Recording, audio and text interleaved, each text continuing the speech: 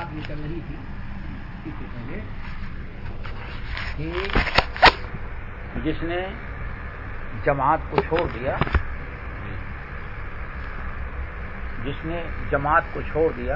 اس نے اپنے گلے سے اسلام کا قلادہ نکال دیا۔ اور بات یہاں پہنچی تھی کہ اہل سنت والجماعت کا عقیدہ کیا ہے؟ سمع و طاعت، اولو الامر، امیر، حاکم وقت، بادشاہ، خلیفہ، ان سب کچھ آتا ہے اولو الامر۔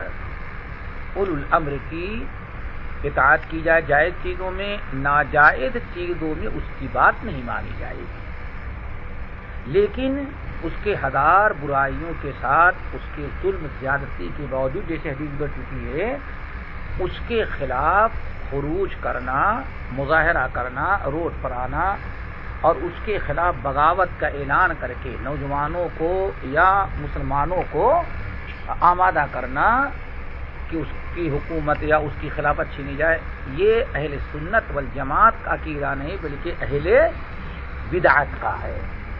اور سب سے اہل بدعت کا، اور سب سے پہلا یہ کس کا ہے؟ اہل بدعت کا۔ اہل سنت والجماعت کا عقیدہ نہیں، اہل بدعت کا ہے۔ اور سب سے پہلی سنت جو امت کے لوگوں نے چھوڑا ہے وہ یہی سنت ہے، کیا؟ اولو الامر کی اطاعت اور ان کے خلاف خروج نہ کرنا۔ اور وہی فرقہ ہے جس کو خارجی فرقہ کہا گیا، جس کی تفصیل آگے آئے گی۔ خوارج، جنہوں نے حضرت علی رضی اللہ تعالیٰ عنہ کے خلاف خروج کیا، بغاوت کیا، اور جس کا آخر میں نتیجہ یہ نکلا کہ انہوں نے تمام صحابہ سوائے ابو بکر و عمر کے علاوہ کسی کو مسلمان سمجھا ہی نہیں۔ صرف ان کے نزدیک اس امت میں کتنے مسلمان تھے؟ جو ابو بکر اور عمر، بس ان کے علاوہ کوئی مسلمان تھا ہی نہیں۔ یہاں تک بات پہنچ گئی، اس کی تفصیل آگے آئے گی۔ ان کے ظلم و زیادتی پر، بلکہ میں نے کہا اللہ رسول ارشاد میں اگر تمہارے گھر میں گھس کر کے تمہارا مال بھی چھینے تو ان کو دے دو، ان سے مزاحمت نہ کرو۔ کیوں؟ وجہ کیا ہے؟ مال لے کر کے چلے جائیں وہ ایک شر ہے، لیکن مزاحمت کرو گے تو اس سے بڑا شر آئے گا۔ تمہیں بھی قتل کر دیں گے، بیوی بچوں کی عزت لوٹیں گے، ممکن ہے مکان میں آگ لگا دیں، اور پھر تمہاری ہی جیسے جتنے مسلمان پر شک ہوگا سب کو وہی حشر کریں گے۔ اور جیسے آج تھوڑی سی غلطی کی بنا، منا سمجھی کی بنا پر آج ہو رہا ہے، آج اگر آپ غور کریں تو اس پر پابندی کیوں لگی ہے؟ ایسے ہی کچھ لوگوں نے غلطیاں کی، آپ تجربہ کریں، کیا کریں آپ کا؟ تو تھوڑے سے شر کو برداشت کر لیا جائے تاکہ بڑے شر سے محفوظ رہے۔ اللہ رسول نے اس لیے ہم کو تاکید کی۔ اور یہاں تک کہ یہ بھی یاد رکھو، آپ ان کے حق میں دعا کریں اللہ تعالیٰ اس کو سدھار دے، خلیفہ کو، اور پھر اس کے ساتھ ساتھ آپ صبر کریں گے، آپ پر ظلم زیادتی ہوگی، آپ کو اجر و ثواب ملے گا، آپ کے گناہوں کا کفارہ ہوگا۔ یا کم سے کم آدمی یہ سوچ لے، قرآن پاک کی آیت رکھتے ہوئے وَكَذَلِكَ نُعَذِّبُ الظَّالِمِينَ، ایک ظالم کو دوسرا ظالم مسلط کرتے ہیں، تو اس آیت کو سامنے رکھ لیا جائے تو پھر انسان سوچے کہ شاید کہ ہم سے کوئی گناہ، ہم سے کوئی کوتاہی ہو رہی جس کی بنا پر اللہ نے ان ظالموں کو ہمارے اوپر مسلط کیا ہے۔ اور آج دیکھ لیں یہ تصور امت سے بالکل ختم ہو گیا۔ وہ کبھی آدمی سوچتا ہی نہیں کہ ہمارے اوپر ظالم کیوں مسلط ہوئی، ہماری کیا اپنے، کیونکہ آدمی کو اپنا عیب، اپنی غلطی، اپنی کوتاہی نظر آتی، اپنا محاسبہ نفس نہیں کر رہا ہے۔ اس لیے انسان کو اس لزوم جماعت اور سنت کا خیال رکھنا، یہ بات میں خیال واضح ہو گئی۔ آگے والاساس الذي تبنى عليه الجماعة وهم اصحاب محمد صلی اللہ علیہ وسلم ورحمهم الله اجمعین وهم اهل السنة والجماعة فمن لم يأخذ عنهم فقد ضل وابتدع وكل بدعة ضلالة وكل ضلالة والضلالة واهلها في النار۔ بالکل آسان بات، لیکن بس سمجھنے کی چیز اور عمل کرنے کی۔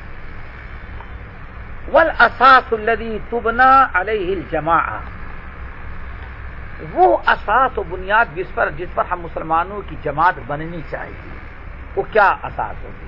بنیاد، اساس سمجھتے ہو نا، بنیاد یہ جس پر بلڈنگ کھڑی ہے، کھدائی کی گئی، پھر اس پر کس پر بنیاد رکھی گئی؟ لوہے کے سریے کے اندر سیمنٹ، اس کو کہا جاتا ہے اساس۔ پوری عمارت جس پر کھڑی ہے وہ بنیاد، اساس۔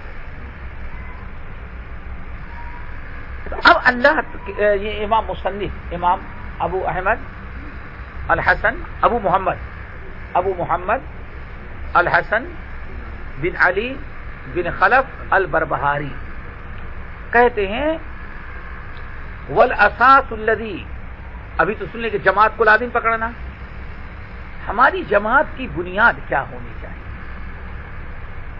ہم کس جماعت سے منسلک ہیں، ہماری جماعت کی اساس و بنیاد کیا ہے، ہم کیسے سمجھیں کہ ہاں اس جماعت کے ساتھ ملنا ہے، اس جماعت سے ملنا نہیں، یہ سمجھنا ہے پہلے۔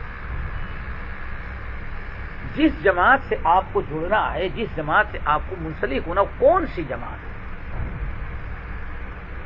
امام بربہاری رحمۃ اللہ علیہ کہتے ہیں اس کی اساس ہے اللہ اکبر محمد صلی اللہ علیہ وسلم کی جماعت، اصحاب محمد صلی اللہ علیہ وسلم۔ صحابہ کرام جس منہج پر تھے، کیوں؟ جبرائیل امین قرآن لے کر کے آئے، نبی علیہ السلام نے ان سے حاصل کیا، اللہ نے آپ کو تشریح بتائی، صحابہ کرام کو آپ نے اس کام کے لیے تیار کیا۔ جس جماعت کو محمد صلی اللہ علیہ وسلم نے تیار کیا، جس کی تربیت کی، اور جو آپ کے بعد یہ مشن اسلام کا، دعوت کا آگے جن کے ذمہ لگایا گیا، جن کو پہنچانے کے ذمہ دار ٹھہرایا گیا، وہ کون ہے؟ صحابہ کرام۔ اس لیے اللہ اکبر نبی علیہ السلام سے زیادہ بہترین مربی تو نہیں ہو سکتا کوئی۔ صحابہ کرام کی جو جماعت ہے ان کی تربیت کس نے کیا ہے؟ محمد صلی اللہ علیہ وسلم۔ دنیا والوں کے لیے ایک سیمپل، ایک نمونہ جو تیار کر کے آئیڈیل پیش کیا نبی علیہ السلام نے، کون ہے؟ صحابہ۔ ان سے بہتر تو کوئی جماعت ہو نہیں سکتی ہر اعتبار سے۔ اس لیے اب قیامت تک ایک ہی جماعت ہے جو حق اور باطل کا معیار ہوگی۔ اسی لیے بہت سا قرآن پاک کو ذرا دیکھیں، اللہ نے فرمایا اگر یہ لوگ ایمان لائے ویسے، فَإِنْ آمَنُوا بِمِثْلِ مَا آمَنْتُمْ بِهِ، آگے فَقَدْ اهْتَدَوْا۔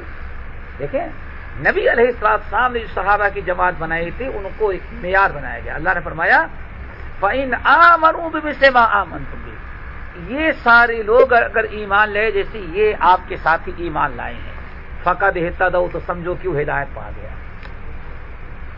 معیار قائم کیا نا۔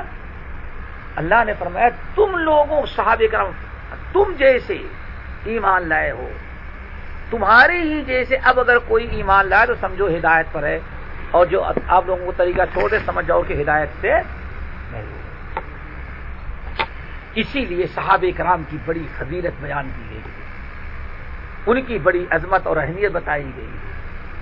بعض روایتوں میں آیا کہ صحابہ کی مثال اس امت کے لیے ویسے ہی ہے جیسے کھانے میں نمک کی ہے، اگر نمک چلا جائے نہ رہے تو سارا کھانا بدمزہ۔ ایسے ہی صحابہ کو اگر کوئی نظر انداز کر دے تو پھر اسلام ویسے ہی ہے جو بغیر نمک والا، صحابہ کو یہ مقام حاصل ہے۔ تو اسی لیے کہہ رہے ہیں والاساس الذی تبنى علیہ الجماعۃ وهم اصحاب محمد صلی اللہ علیہ وسلم۔ جماعت کی بنیاد جو ہماری ہوگی وہ کیا ہے؟ صحابہ کرام، انہی کے نقش قدم پر ہمیں چلنا ہے۔ وَرَحِمَهُمُ اللَّهُ أَجْمَعِينَ، اور اللہ تعالیٰ تمام صحابہ کرام پر اپنی رحمت نازل کرے۔ وہم اہل السنت والجماعہ، اور یہی اہل سنت والجماعت ہے۔ سنت سے مراد نبی صلی اللہ علیہ وسلم کا طریقہ، اور جماعت سے جماعت صحابہ۔ اب ہمیں جو منہج تیار کرنا ہے، جو جماعت چننا ہے، وہی ہوگی جو صحابہ کرام کے نقشے پر۔ اسی لیے ایک جگہ شاہ ولی اللہ محدث دہلی رحمۃ اللہ علیہ بہت پیاری بات کہتے ہیں، وہ یاد رکھنے کے لائق ہے۔ اپنی کتاب الفوز الکبیر میں کہتے ہیں شاہ ولی اللہ رحمۃ اللہ علیہ کہ جب بھی تمہارے سامنے کوئی چیز آ جائے کہ یہ تم کرو یا نہ کرو، چلو بھی رجب کا مہینہ رجب گزرا ہے نا، کل ساری رات لوگوں نے جاگا ہوگا، آج بہت سارے لوگوں نے روزہ رکھا، بات ہے نا، ربیع الاول کا مہینہ، جب بھی کوئی چیز تمہارے سامنے آ جائے، شاہ صاحب کہتے ہیں وہ صحیح ہے یا غلط، اس کو کیسے معلوم کرو گے؟ بالکل آسان سب نسخہ شاہ صاحب نے تجویز کیا۔ سب سے پہلے دیکھو قرآن میں اس کا تذکرہ ہے کہ نہیں ہے۔ اگر قرآن نے حکم دے دیا بھائی قیامت تک اس کو کوئی غلط نہیں ہو سکتا، ہاں؟ قرآن میں نہیں، چلو حدیث میں دیکھ لو بھائی، حدیث رسول میں ہے کہ نہیں؟ حدیث رسول میں آ کر وہ بھی ہمارے لیے حجت ہے۔ غور کریں شاہ صاحب نے کتنی پیاری بات سمجھائی۔ اللہ کے رسول کی حدیثوں میں بھی اس کا کوئی تذکرہ نہیں، نہ قرآن میں نہ حدیث میں۔ اب صحابہ کرام کو دیکھ لو، اصحاب رسول نے کیا کیا ہے۔ اب اصحاب رسول نے اگر کیا ہے تو اس کو کرو جائز ہے، اور اگر اصحاب رسول بھی نہیں کرے تو اس کو چھوڑ دو۔ کیوں؟ اگر وہ اچھی چیز ہوتی تو صحابہ کرام ضرور کرتے۔ اللہ اکبر، آگے بات سمجھ میں؟ اگر وہ صحیح چیز ہوتی تو کم سے کم صحابہ کرام ضرور کرتے، لیکن ہم کیا کہہ دیتے؟ بھائی ٹھیک ہے صحابہ کرام نے نہیں کیا، لیکن منع بھی تو نہیں کیا ہے۔ یہ کہاں لکھا ہے جہاں صحابہ نے کہا نہیں کرنا چاہیے؟ اللہ اکبر، یہی چیزیں جو ہمارے ہر بدعت کو دین بنا دیا اور سنت غائب ہو گئی۔ یہ بڑی اہم چیز ہے۔ اہل سنت اہل حق کا معیار کیا ہوگا؟ کس معیار سے ہم وزن کریں کہ بھئی یہ جماعت حق کا ہے اور جماعت غیر حق کا ہے، یہ صحیح گروہ ہے یا غلط گروہ ہے؟ یا دوسرے لفظوں میں سمجھو کہ نبی علیہ السلام نے ارشاد فرمایا کہ پیچھے بھی گزر چکی، میری امت میں 73 فرقے ہوں گے، 73 فرقوں میں سے 72 جہنم میں گئے، صرف ایک کہاں گیا؟ اب وہ ایک کون گیا؟ اللہ کے رسول نے وعدے کرے جس پر میں ہوں اور ہمارے صحابہ ہیں۔ اب اس وقت قیامت تک ہر مسلمان کو چاہیے، اگر وہ نجات چاہتا ہے اور ہدایت چاہتا ہے اور حق گروہ کے ساتھ شامل ہونا چاہتا ہے، تو وہ دیکھ لے کہ آخر صحابہ کرام کے منہج پر، صحابہ کرام کے نہج پر دنیا میں کون سا گروہ موجود ہے۔ اب اگر آپ کہنے نہیں بھائی ہم تو کہتے ہیں اس وقت صحابہ کے نقش قدم پر کوئی گروہ نہیں ہے، یہ بھی جھوٹ ہے میرے بھائی۔ قیامت تک کسی انسان کو ایک اختیار نہیں ہے، اتنی جرات ہی نہ کرے کہ نہیں صحابہ کرام کے نقش قدم پر اب ہے ہی کون ہے، کسی کو اختیار نہیں۔ کیوں؟ نبی علیہ السلام نے ارشاد فرمایا میری امت پوری کی پوری گمراہ ہو جائے لیکن ایک گروہ ضرور حق پر ہر وقت موجود رہے گا۔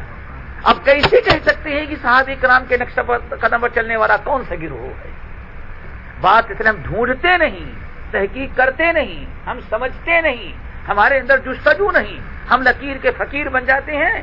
اسی لیے ہم کہہ دیتے ہیں کہ بھائی صحابہ کرام کے نقش قدم پر ہے کون ہے؟ اللہ رسول فرمایا قیامت تک ایک گروہ رہے گا، سمجھ گئے نا؟ ہمیں اس گروہ کی تلاش ہونی چاہیے۔ تو مصنف رحمۃ اللہ علیہ کہتے ہیں کہ وہم اہل السنت والجماعت، یہی اہل سنت والجماعت ہے۔